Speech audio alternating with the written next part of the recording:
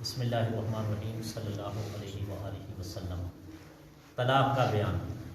جو شوہر جوان ہو چکا ہو اور دیوانہ پاگل نہ ہو، اس کے طلاق دینے سے طلاق پڑ جائے گی، اور جو لڑکا ابھی جوان نہیں ہوا اور دیوانہ پاگل جس کی عقل ٹھیک نہیں، تو ان دونوں کے طلاق دینے سے طلاق نہیں پڑتی۔ دیکھیں، طلاق کا جو سب سے پہلا حق ہے نا، وہ مرد کو ہے۔ شریعت میں یہ ہے کہ اگر طلاق دینی ہے تو مرد طلاق دے گا۔ یہ کبھی نہیں ہو سکتا کہ عورت کہے کہ میں اپنے خاوند کو طلاق دیتی ہوں، یہ شریعت کے خلاف ہے۔ عورت منہ سے لاکھ بار کہہ دے، 1000 بار کہہ دے، طلاق نہیں ہوتی۔ مرد اگر ایک بار بھی کہہ دے گا نا کہ طلاق ہے، تو عورت کو طلاق ہو جائے گی، بشرطے کہ لڑکا جوان ہو۔ بعض وغیرہ کیا ہوتا ہے، نابالغ ہوتا ہے، نابالغ کی منگنیاں کر دیتے ہیں، نکاح کر دیتے ہیں۔ جوان لڑکا ہو، دوسری بات ہے اس کی عقل ٹکانے ہو، یعنی کہ اس کی عقل تندرست ہو، عقل میں خرابی نہ ہو، عقل میں فطور نہ ہو، عقل ٹھیک صحیح سلامت ہو، تو طلاق دینے سے طلاق واقع ہو جائے گی۔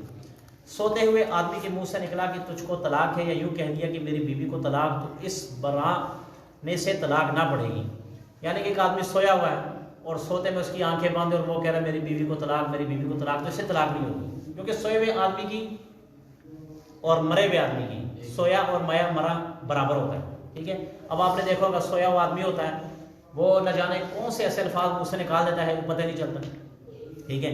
تو سوئے ہوئے آدمی کی کوئی بات کی تحقیق نہیں۔ ہاں، اور ایک آدمی ایسا حرامی ہے، اس نے ویسے آنکھیں بند کی اور وہ طلاق کہہ رہا ہے، تو اس کو جوتے مارنے چاہیے۔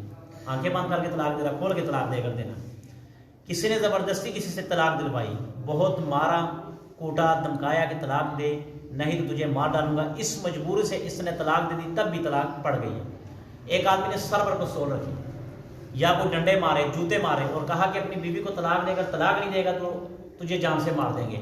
شریعت کہتی اس صورت میں بھی طلاق پڑ جائے گی، اس صورت میں بھی طلاق ہو جائے گی۔ اب آپ کہیں گے یہ تو زبردستی ہو رہا ہے، مجھے بتاؤ اگر کوئی زبردستی آپ کو کہے کہ زہر کھاؤ، زہر پیو، ٹھیک ہے، تو آپ مجھے بتاؤ اگر آپ زبردستی زہر پیو گے، کھاؤ گے، تو کیا وہ زہر آپ پر اثر کرے گی کہ نہیں کرے گی؟ بتاؤ، کرے گی نا۔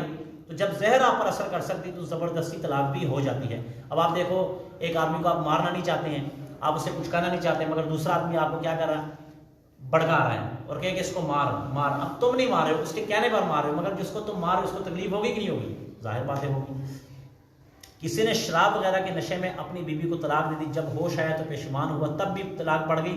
اس طرح غصے میں طلاق دینے سے بھی طلاق پڑ جاتی ہے۔ دو باتیں یاد رکھنا، لوگوں کے ہاں اندر یہ مشہور ہے کہ ایسے طلاق نہیں ہوتی۔ ایک کہتے ہیں کہ غصے میں طلاق دے دی، ٹھیک ہے، غصے میں۔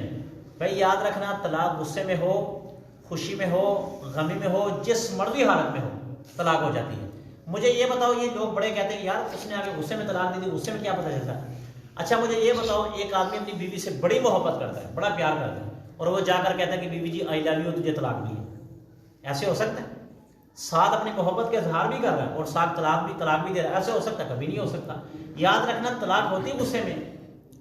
کیوں؟ کسی بات پر، عورت کی کسی کام پر، کسی بات پر غصہ آ جائے تو غصے کی وجہ سے طلاق ہوتی ہے۔ اب ایک بندہ بڑے خوشگوار موڈ میں ہے، محبت کے ساتھ بیٹھا اور بیوی جی بات سنا جی آپ کو طلاق ہے، ایسے ہو سکتا ہے؟